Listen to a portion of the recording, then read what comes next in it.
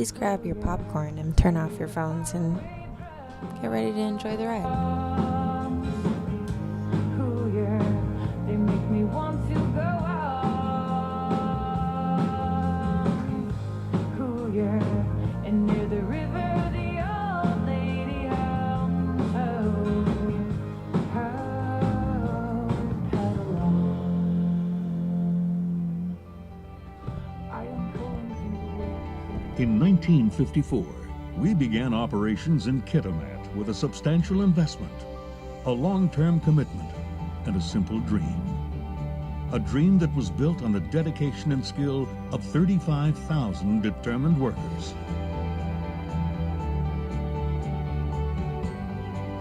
Through teamwork, purpose, and perseverance, we expanded and evolved, doubling production capacity, nurturing communities, and making a positive difference in the northern BC landscape and economy. Today, Rio Tinto Alcan continues to lead the way using leading-edge equipment, innovative technologies, and visionary thinking to deliver more opportunities and establish stronger partnerships that will stand the test of time. As we move into tomorrow, we're taking the next steps towards creating a lasting legacy. Because when all is said and done, we remain true to the same dream we had 50 years ago of building the future together.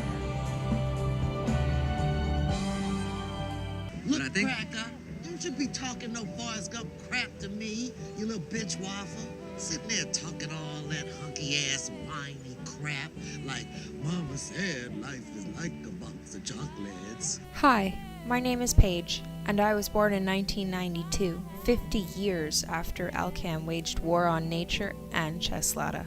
Mike Robertson is the Senior Policy Advisor for Cheslada. He has been following the UMAM for quite some time now. The Kenny Dam was the impetus for all these other smaller dams. When they built the Kenny Dam, it never occurred to them that the Chaco River was going to dry up. So when the dam was getting close to being closed, the federal government demanded some kind of measure be implemented to allow for the release of water in the Chaco in order to keep the salmon alive.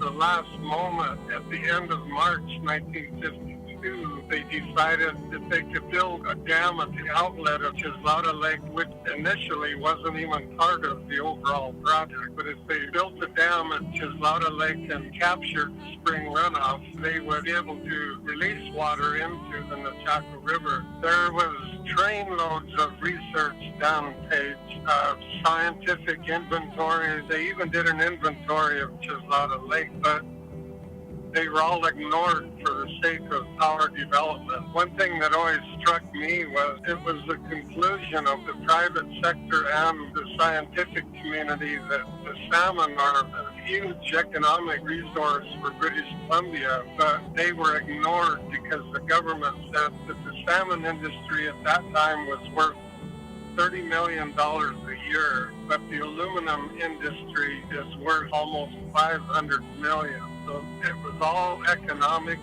There was uproars in the United States, in Vancouver, British Columbia, Ottawa. But at the time, the water controller of British Columbia had full authority over the Chaco River. I found a picture in the provincial archives, and it was a group picture of Chief Louis, his family, and some of the jacks.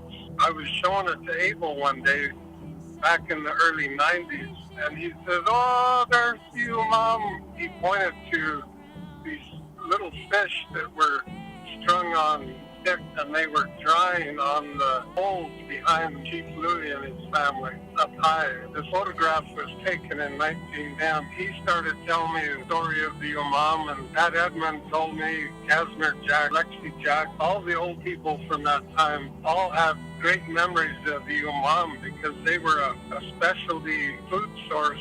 It was pretty rare. It didn't exist in a lot of lakes or water bodies. These umam, they grew to be about 6 to 8 inches long, and they were very prolific in the fall when they spawned. They spawned on the shores of Cheslada Lake in the gravel, an important food source. That's correct, Paige. Where one of the impetus for the Cheslada redevelopment was to build a spillway at Kenny Dam and possibly some kind of weir structure at the outlet of Cheslada, and once again raise the levels of the lake to a near natural state, which would allow for the overall fishery to be revived in Cheslada, including the umam. Which brings us to today, where I now live in the Comox Valley, a proposed parkland and green space. It seemed pretty harmless, but further beyond that, there was an 1,100 to 1,200 home development plan. This made me question a lot, like where was the water coming from? Where would the dirty water go? How would this affect the water levels in the salmon lives, as well as the local environment around it? Until I ran into conservationists Dave and Judy, who were fighting for the environment in every way they could. Two nature warriors had actually showed me there was, in fact, a story here. Before long, I was looking at not only an ethical dilemma, but a really sad ending to an extremely beautiful place. So I set out to find out everything. I hit up official buildings, museums, public officials, anyone who would actually talk on camera. Then I found Arzina. Here's what she had to say. Hi, my name is Arzina Hamir. I'm a farmer here in the Comox Valley, and recently I just got elected to the Comox Valley Regional District as the Area B Director. So my family has spent quite a bit of time here. We used to come here and picnic and swim and cool off in the summer.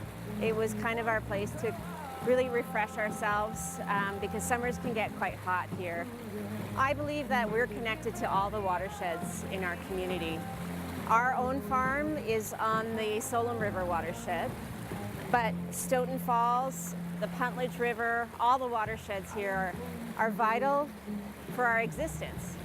We need to protect these waterways, not only for humans, but all of the species that make the valley the beautiful place that it is. The rivers are the lifeblood of salmon. The trees that help protect the rivers need to be honored, and that's not happening right now.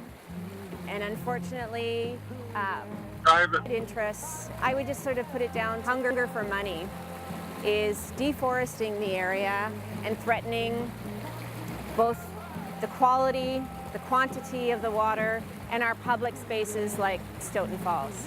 So in the Comox Valley, there aren't actually any plans that I'm aware of to clean up the watersheds and to look at them holistically. On the government level, I'm not seeing something that's looking at everything.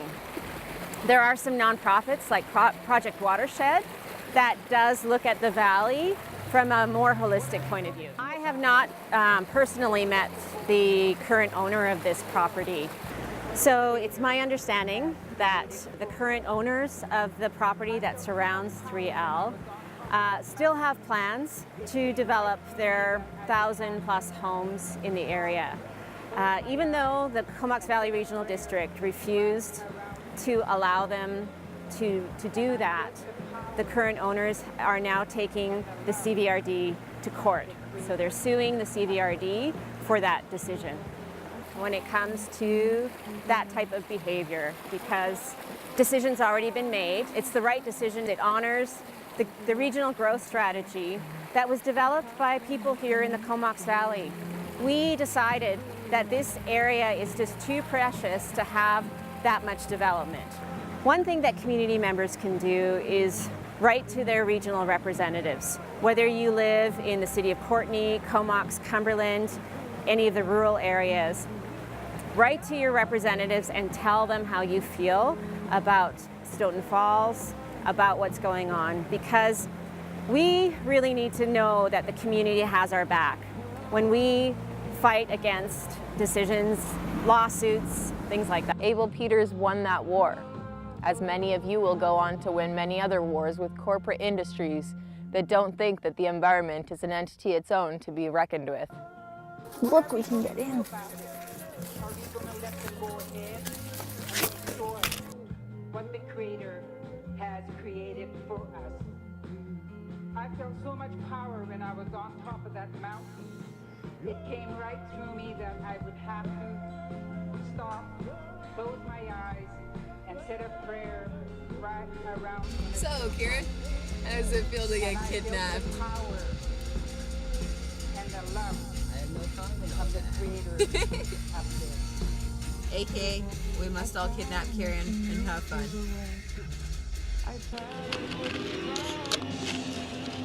Olivia, are you in your natural habitat? I am. Very much so. Aaron. Hi.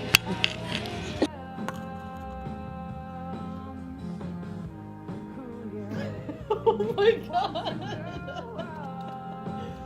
That's beautiful. Glad someone has that mask actually.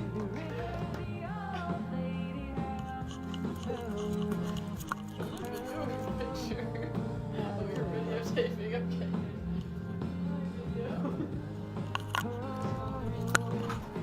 I should have brought another battery. The unnecessary destruction of the earth really isn't progress at all. Planted firmly in the mud, we are alive. The burning embers in our eyes, the tingling touch upon our skin. And in the heat of passion, we begin to understand that we are of this land, that we are part of Earth. And when it's threatened, we will fight for all we're worth. We watch the dam come crashing down, water rushing to the sea. And now the river, now the river, now the river, now is free.